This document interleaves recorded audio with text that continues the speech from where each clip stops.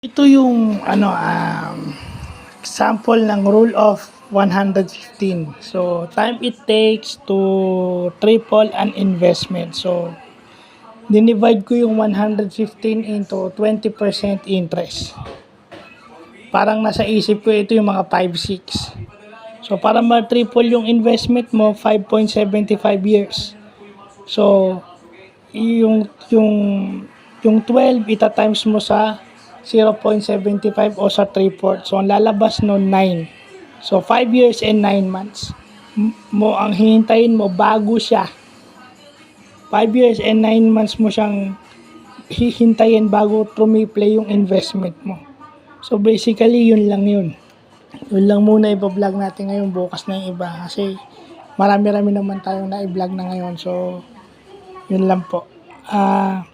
Buti nalaman natin yan kasi kailangan talaga yan. Yung rule of 115 example. So, yun lang po.